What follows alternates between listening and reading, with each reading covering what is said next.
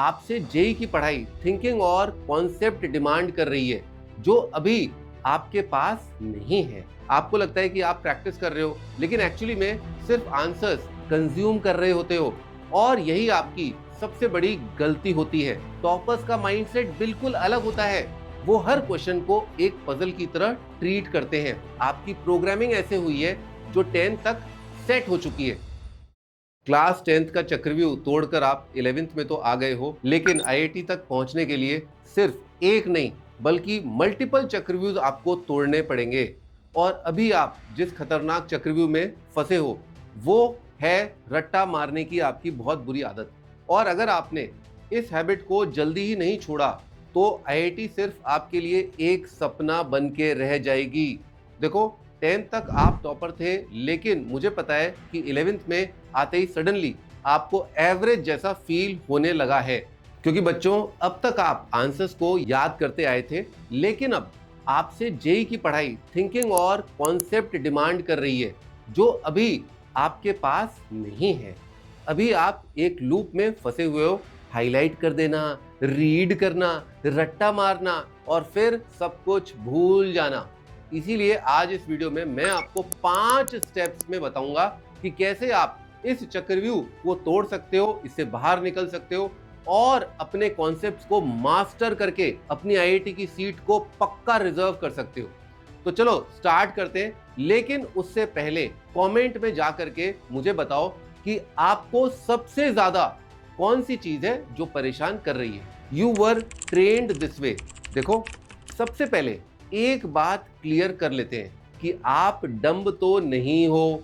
Problem आपकी ability में नहीं है मेरे भाई, आपकी प्रोग्रामिंग ऐसे हुई है जो 10 तक सेट हो चुकी है। 10 तक आपको कैसे ट्रेन किया गया, थोड़ा सोच के देखो। डेफिनेशन याद करो, स्टेप्स याद करो, पीवाईक्यूज रट्टा मार लो, सेम पैटर्न को रिपीट कर लो और आपका काम बहुत बढ़िया चल रहा था। और सच बताऊं, इससे मार्क्स भी आ जाते हैं, मतलब वाहवाही मिलती है। इसी वजह से आपके ब्रेन ने एक बिलीफ बना लिया है कि रट्टा और रिजल्ट सेम है। लेकिन 11th में आते ही गेम चेंज हो जाता है। अब क्वेश्चन का पैटर्न कंप्लीटली अलग होता है। डायरेक्ट फॉर्मूला काम करते ही नहीं है, कॉन्सेप्ट मिक्स होते हैं और एक ही क्वेश्चन में कभी कभी 4 से 5 चैप्टर्स तक मिक्स होकर के पूछे जाते हैं। जेईई एडवांस का पेपर इसी वजह से इतना डिफिकल्ट होता है, क्योंकि उसके अंदर सवाल बहुत लंबा तो होता ही होता है, पर साथ साथ क्वाड्रेटिक मिला देते हैं, सीक्वेंस सीरीज मिला देते हैं, इंटीग्रेशन ले आते हैं, कहीं ना कहीं कोई ना कोई ग्राफ फंसा देते हैं। तो इस चक्कर में इतने सारे कॉन्सेप्ट में बच्चा कंफ्यूज होगा ही होगा। इसीलिए आपका ब्रेन कंफ्यूज हो जाता है, क्योंकि आपने कभी क्यों समझने की आदत डेवलप की ही नहीं, सिर्फ क्या पर आपका फोकस रहा। लेकिन जेईई सिर्फ एक एग्जाम नहीं है, ये एक्चुअली आपका थिंकिंग टेस्ट है। इसीलिए आपको चीजों को विजुलाइज करना ही पड़ेगा, समझना ही होगा, लॉजिक से ही चलना पड़ेगा। और यही स्किल जो स्टूडेंट सीख नहीं पाता वो 2 साल बाद बहुत ज्यादा रिग्रेट करता है। तो चलो अब वो 5 स्टेप्स देख लेते हैं जिन्हें फॉलो करके आप भी इस थिंकिंग स्किल को अच्छे से डेवलप कर सकते हो। Step number 1, start with why. देखो, आज से जब भी आप कोई भी टॉपिक खोलो, सबसे पहले अपने आप से एक सिंपल सवाल पूछो कि ये चीज अस्तित्व में क्यों है। एग्जाम्पल लेते हैं, जैसे फॉर्मूला है v = u + at। अब जनरली क्या होता है, आप इसे सीधा याद कर लेते हैं, लेकिन एक टॉपर क्या करता है, वो यहां पर रुक करके सोचता है। वो समझने की कोशिश करता है कि एक्सीलरेशन का मतलब क्या होता है, यानी कि स्पीड का चेंज होना। अब अगर एक्सीलरेशन कांस्टेंट है तो इसका मतलब स्पीड एकदम से जंप नहीं करने वाली है, बल्कि बहुत ही धीरे धीरे एक पैटर्न के अंदर इंक्रीज करेगी। और वही पैटर्न एक्चुअली में लीनियर होता है। और जब आप इस लॉजिक को कनेक्ट करते हो, तब धीरे धीरे आपको फील होने लगता है कि हाँ, इस वजह से v = u + at आता है। ये तो बहुत छोटा एग्जांपल था। आगे चल के जेईई की प्रिपरेशन में अगर आपने डेरिवेशंस ढंग से नहीं किए तो आपको डिफिकल्ट क्वेश्चन को सॉल्व करने में दिक्कत आएगी ही आएगी। यहाँ पर आपने फॉर्मूला याद नहीं किया, बल्कि आपने उसे बहुत अच्छे से समझा। और इसका सबसे बड़ा फायदा ये होता है कि कल को अगर आप फॉर्मूला भूल भी जाते हो तो पैनिक नहीं होगा मेरे भाई। आप बैठ करके लॉजिक से उसे दोबारा डिराइव कर सकते हो। और बिलीव करो यही स्किल आपको फिर से रेस में वापस लेके आती है। Step number 2, connect the dots. देखो, मुझे पता है कि आप सभी चैप्टर्स को अलग अलग पढ़ते हो, फिजिक्स अलग पढ़ते हो, केमिस्ट्री अलग पढ़ते हो और मैथ्स अलग, जैसे 3 अलग अलग दुनिया हो। लेकिन टॉपर इस तरह से नहीं करते, वो कनेक्शंस बनाते हैं। उनके लिए सब्जेक्ट्स अलग नहीं होते, एक पूरा इकोसिस्टम जैसा होता है। जैसे कैलकुलस सिर्फ मैथ्स का चैप्टर नहीं है, वही चीज मोशन को समझने में फिजिक्स में यूज होता है। लॉगरिथम सिर्फ नंबर्स का गेम नहीं है मेरे भाई, वो केमिस्ट्री में पीएच और रिएक्शंस को समझने में हेल्प करता है। अब आप डिफरेंस समझो, आप चैप्टर्स याद करते हो, टॉपर्स उन्हें कनेक्ट करते हैं, और जब आप कनेक्शंस बनाना स्टार्ट कर देते हो तो आपका ब्रेन अलग तरीके से काम करता है। वो आइसोलेटेड पॉइंट्स स्टोर नहीं कर पाता, उसकी एबिलिटी नहीं है, वो एक नेटवर्क बना लेता है।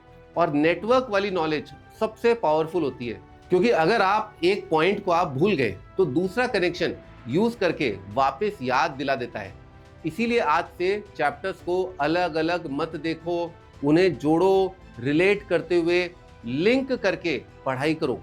अब चलते हैं स्टेप नंबर 3 पर, लेकिन उससे पहले अगर आपको मेरी वीडियोस जेन्युइनली हेल्पफुल लग रही हैं तो चैनल को सब्सक्राइब जरूर कर लेना और कमेंट्स में जाके स्वाइप करके हाइप भी कर देना, ताकि यूट्यूब ऐसी यूजफुल वीडियोस को ज्यादा से ज्यादा बच्चों तक रिकमेंड करे। Step number 3, treat PYQs like puzzles, not just questions.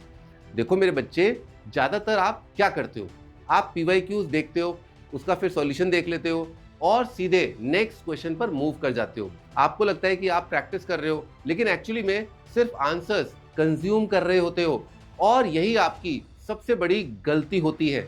आपको अपना अप्रोच चेंज करना पड़ेगा। टॉपर्स का माइंडसेट बिल्कुल अलग होता है, वो हर क्वेश्चन को एक पजल की तरह ट्रीट करते हैं। जब भी आप पीवाईक्यूज उठाओ तो तुरंत सॉल्यूशन बिल्कुल नहीं देखना है, पहले रुक करके थोड़ा सोचो, ये क्वेश्चन किस कॉन्सेप्ट पर आधारित है, इसमें क्या ट्विस्ट एग्जामिनर ने लगाया है, एग्जामिनर इसमें आपसे क्या एक्सपेक्ट कर रहा है। आप जितना ज्यादा इन क्वेश्चंस को एक्सप्लोर करोगे उतने आपका दिमाग सुपर एक्टिव हो जाएगा। फिर चाहे आपका आंसर गलत ही क्यों ना आए, कोई प्रॉब्लम नहीं है, क्योंकि यहाँ गोल सही आंसर लाना था ही नहीं, बल्कि सोचने का तरीका डेवलप करना है। और जब आप इस माइंडसेट के साथ पीवाईक्यू सॉल्व करना स्टार्ट करते हो ना, तब धीरे धीरे आप सिर्फ क्वेश्चंस नहीं सॉल्व करते, आप एग्जाम के पैटर्न को फील करने लगते हो। आपको समझ आने लगता है कि एग्जामिनर का दिमाग कैसे काम करता है। Step number 4, slow is smart. जैसे ही लोगों को पता चलता है कि आप जेईई की तैयारी कर रहे हो, तुरंत एक एडवाइस मिलने लगती है कि भाई फास्ट पढ़ो, जल्दी सिलेबस कंप्लीट कर लो, और आप भी प्रेशर में आकर के स्पीड को बढ़ाने की कोशिश में लग जाते हो।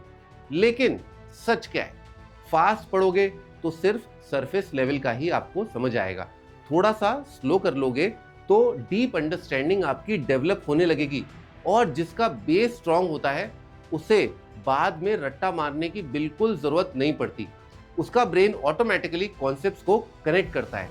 इसीलिए नेक्स्ट टाइम जब आपको लगे कि यार मैं बहुत स्लो हूं, तो थोड़ा रुक करके एक बार सोचना, शायद आप स्लो नहीं हो, शायद एक्चुअली सही तरीके से आप अकेले ही पढ़ाई कर रहे हो। याद रखो, slow is smooth and smooth will become fast. मतलब शुरू में थोड़ा टाइम तो लगेगा देखो, लेकिन बाद में वही चीज आपको स्पीड दे देती है। लेकिन इसका मतलब ये भी बिल्कुल नहीं है कि आप एक्सट्रीम में चले जाओ और बिल्कुल कछुए की तरह स्लो हो जाओ। बैलेंस बहुत इंपॉर्टेंट है। आपको अपनी स्कूल और कोचिंग के साथ पेस को मेंटेन करके चलना है। जो वहां पर आपको पढ़ाया जा रहा है उसके साथ अलाइंड रहना है, न बहुत आगे भागना है और न ही बहुत पीछे। देखो, मेरा स्कूल था एमपीएस जवाहर नगर जयपुर, और वहां पर हमारी अटेंडेंस बहुत ही स्ट्रिक्ट थी। आप आईआईटी की तैयारी करो या न करो, आपको कोई स्पेशल प्रिविलेज नहीं मिलेगा, और इस वजह से मैं बहुत ही डिसिप्लिन्ड लाइफ जिया हूँ। स्मार्ट स्ट्रैटेजी यही है कि क्लास के आप साथ साथ चलें, लेकिन समझ के साथ साथ चलना है, तभी आपकी प्रिपरेशन लॉन्ग टर्म में स्ट्रॉन्ग बनेगी। Step number 5, the mistake copy system.